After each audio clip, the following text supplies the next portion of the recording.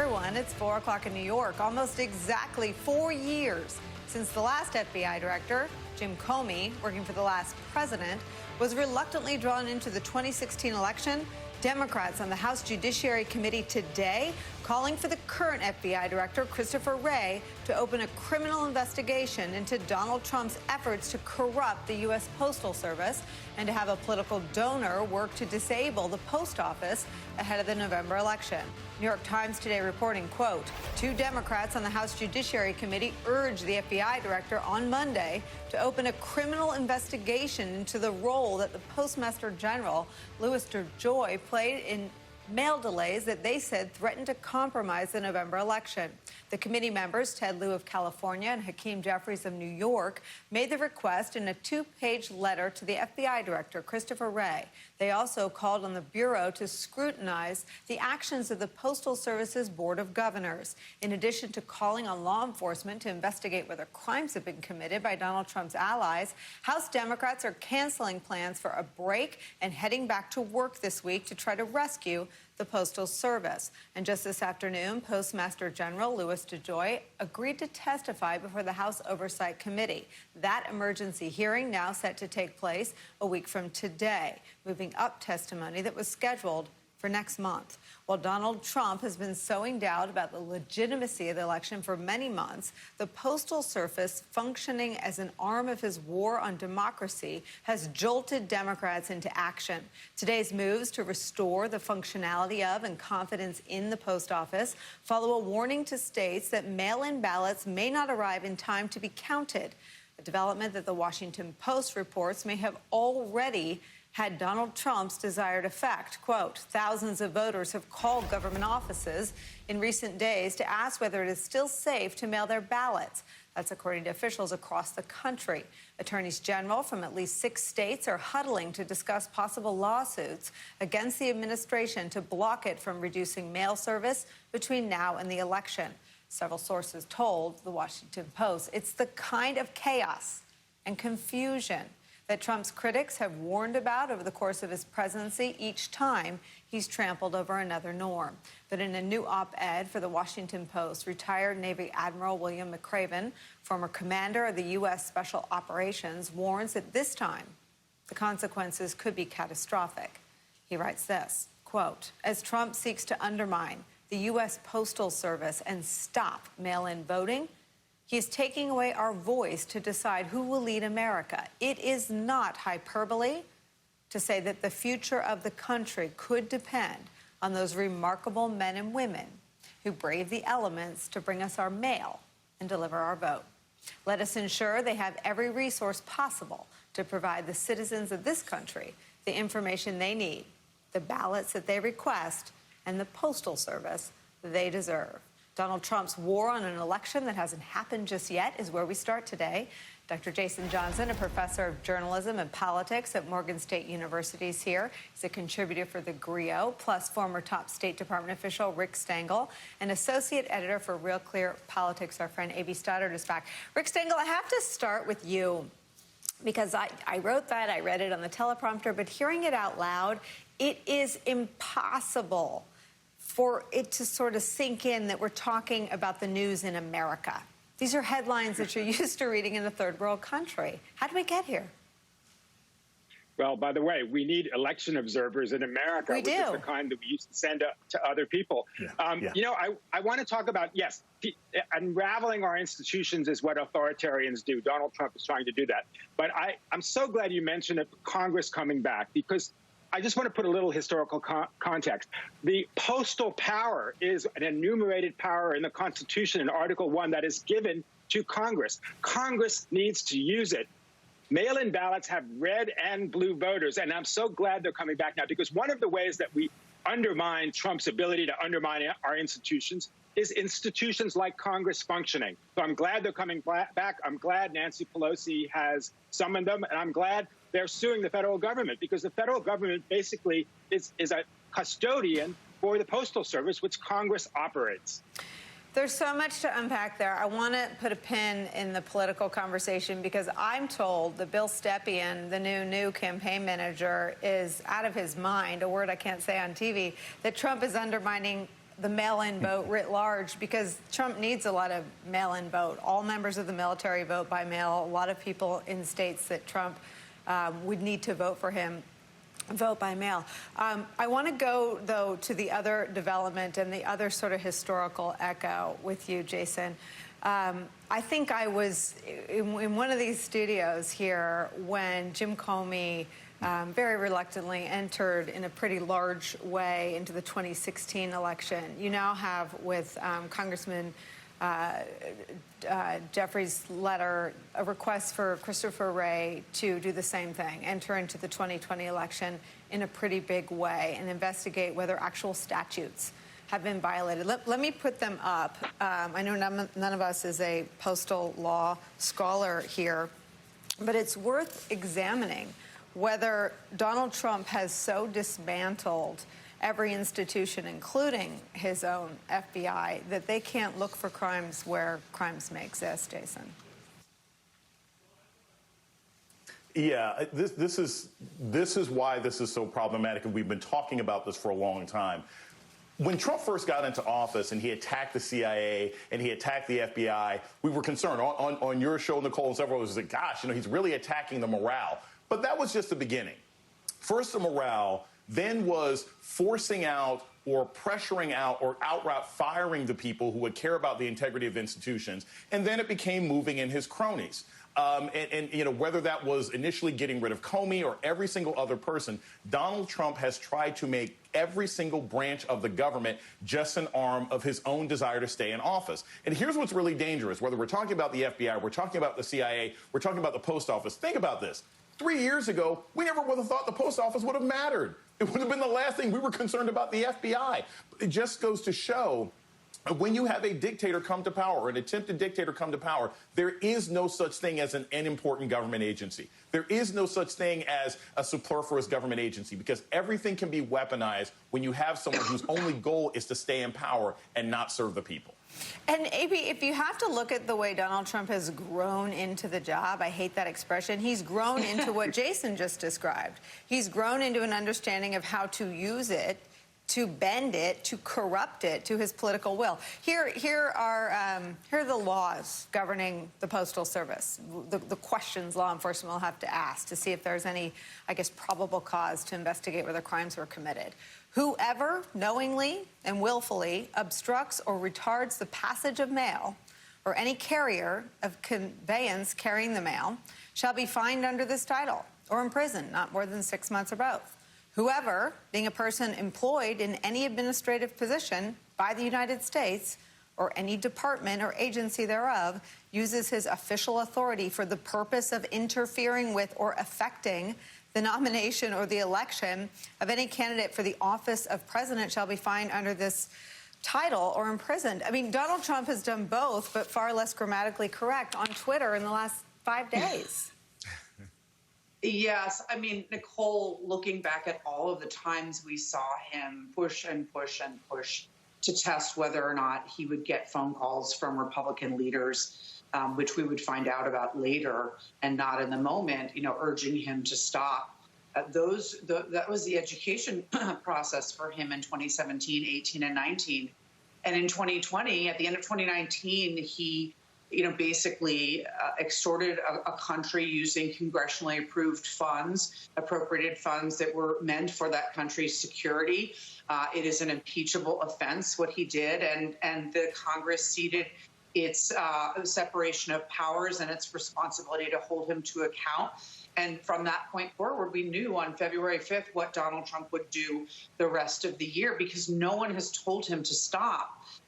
Yes, it is true that tampering with an election is a crime, slowing the mail is a crime. I don't know that the FBI is going to come up with actual crimes here. But if you think about how politically destructive this is for the president, he did not wait till the end of September or middle of October. He brazenly told us last week he was doing this to undermine balloting, getting into the mail service and being counted, which might help him get defeated. And this, people are watching what are called cost-cutting measures and seeing that if shelving is removed and machines are removed and their corner sidewalk mailboxes removed. That is not an administration trying to help its citizenry either vote or survive a pandemic. I just don't know how this does not boomerang on him in the weeks to come. Well, Rick Stengel, do you know who is, I'm trying to think of a family-friendly word to use. You know who is really up Bleep Creek is Mitch McConnell, because you know what else is on those ballots in the mail? The votes for Senate. And Mitch McConnell better start preparing for a downsize. They've got some nice little file folder boxes on Wayfair that he can shove all of his papers in, because he could lose the majority over this single dirty trick from Donald Trump out in the open. Democrats have asked the FBI to look at it. Mitch McConnell should ask the FBI to look at it, because if nobody votes by mail, Mitch McConnell will be a very sad minority leader come November. Absolutely. I mean, in an era when so many institutions like Congress have very, very poor approval ratings, the post office, as challenged as it is, has a 77% approval rating in America. That means Republicans and Democrats love it.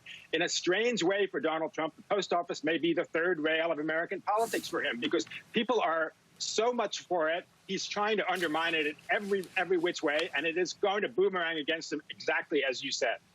You know, Jason, the other piece of this election interference coming from the American president is around delegitimizing faith in the vote that does arrive in time. Jim Baker and Jimmy Carter, I think, looked at this after 2000. And voter fraud is not a widespread thing. It just isn't. But here's Mark Meadows, I think, yesterday saying, well, just because it isn't doesn't mean it is, or some bizarre wordplay. We don't have it, but basically what he said was, while there's no evidence of fraud, quote, there's no evidence that there's not either. I mean, I'm not tall, but there's no evidence that I'm not. I mean, what does that even mean? They're down to talking in nursery rhyme. Right. Nicole, it means we're just going to cheat. Right? And here's the thing. I've got a piece coming out tomorrow in the Grill where I've done some research on this about how we got here. Part of why we're in the situation How did we get here? Come on, spoiler alert. Tell me. It's because of the Board of Governors. By the end of December of 2016, we only had one member of the Board of Governors. Yes, there were certain Democrats and Republicans who kept blocking Barack Obama's appointments to lead the Board of Governors, which is why Trump has been able to completely fill it with his cronies. Then in early 2017, he got Chris Kobach and demanded all this voting information from the states. Now, they're using that information in a completely compliant Board of Governors for the post office to go out and specifically target areas where they're trying to take away machines. Sanford Bishop, as part of the CBC, has said, hey, look, they're taking mailboxes from specifically black and brown and Democratic areas. This is not by accident. This goes back 4 years. So Congress has to act, and they have to act aggressively. There is no greater concern that they should have right now than fixing this problem. And I go into the details and really some of the people who are currently in Congress who are responsible for why we're where we are right now. I want to hear more about that. Who? There were several Democrats and several Republicans who kept blocking some of Barack Obama's nominees. We can put it on Mitch McConnell. There were also concerns by Senator Sanders at the time, because there were several nominees that Obama put forward who were in favor of privatization. And Sanders said, hey, look, the unions don't want that. We don't want that. The problem that a lot of people don't understand is that you're required as the president to nominate both Republicans and Democrats to the Board of Governors. You can't have it dominated by your own party. And when anybody disagrees or blocks one nominee, you block the entire slate. So we ended up having absolutely no Board of Governors, more or less, after Obama left office. Trump comes in and fills it with all of his cronies. That's why we can't get anyone to stop DeJoy today. So DeJoy, AB, reminds me of one of those guys who's probably got all of the all the people that have defended Republicans that were ensnared in the impeachment scandal on speed dial by now, because it sounds like he might need one. We don't know that he's committed any crimes, but it sounds like the Democrats are going to press the FBI to ask the question, at least, and to investigate. But he is almost prototypical in the kind of person. He's a mega donor. He had business conflicts of interest with the Postal Service, and he's almost the prototypical Trump appointee. You know, this is only one part of this mess with the post office, this scandal, and few Americans will end up probably knowing enough about this to know the part about Louis DeJoy and his wife having holdings in companies that are competitors to the Postal Service. But he, as you said, he has donated $2.7 million to Trump and Republicans since 2017. And it is going to be, apart from the FBI, very interesting to hear his responses as a business expert when he's in front of members of Congress who are going to ask him why, as I mentioned before, removing machines and removing mailboxes helps fix the post office and create a better service. They're basically crippling it and pretending it's to save money when it's, as we've all said, a constitutionally enshrined service that is not supposed to be a for-profit business and should be aided more than ever in a pandemic.